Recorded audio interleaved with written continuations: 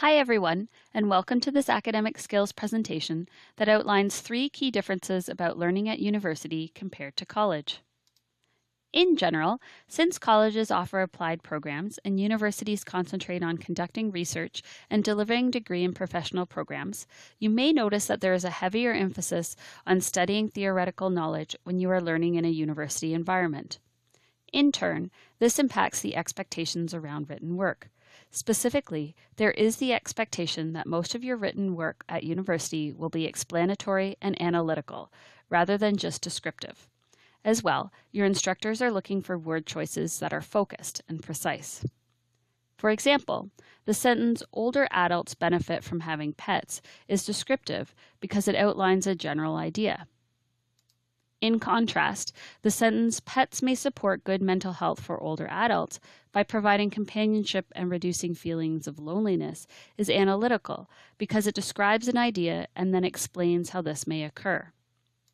Another aspect of written work that you may find in university is that you may be given fewer writing assignments than in college. However, they are usually worth a relatively high proportion of your overall mark in a course. At university, you are also expected to keep up with the weekly readings that are assigned.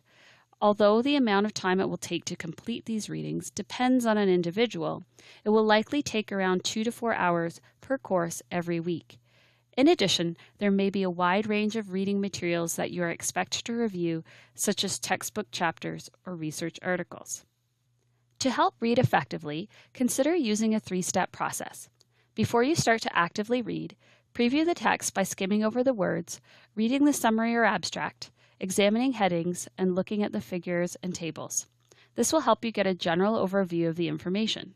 Then, begin to read actively by staying focused and engaged with the material. To accomplish this, remember to take lots of breaks and make notes about the key points in the text.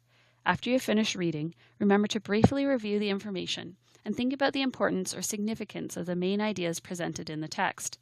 You may also want to take a few minutes to write down any questions that you might have to ask your instructor. You may also need to manage your time differently at university because due dates may be further apart in the semester than they are in college courses, and you also need to plan for self-directed learning activities like reading, working on assignments, and studying. There are numerous time management tools like calendars, planners, and apps that you can use, but the main thing is to plan your time over the long term, for example, the 4-month semester, and on the short term, so on a weekly or daily basis. To plan over the long term, it is helpful to use a 4-month calendar to write down all the important academic work and life events that will occur. This helps you analyze when you will be busy so that you can develop strategies to accomplish all your assignments by their due dates and put forth your best effort. One way to make sure that you don't leave an assignment to the last minute is to break it down into smaller steps. You can use a table like the one shown on the right to identify specific tasks that need to be accomplished, how much time you estimate these tasks will take, and when you will complete these tasks. Then you can add these tasks and mini deadlines to your short-term plan. Since your schedule may vary from week to week, a short-term plan is helpful to give structure to your days and let you know how much time you have to allocate to your different responsibilities. When you're making a short-term plan, it is beneficial to list specific tasks that need to be completed and estimate how long they will take you, but also remember to add some flexibility into your schedule for unexpected things that may come up. One last difference to note between learning at university compared to college is that you may have larger class sizes in introductory courses, and you may not have the exact same schedules as others in your cohort. To help build community, it is helpful to engage in class discussions and to extend these conversations outside the classroom by creating a study group or attending events on campus.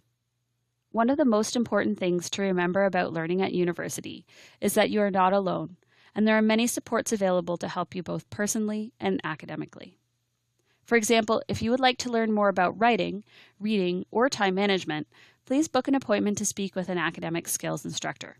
Alternatively, you may find information about these topics on our website and great tips on our social media channels.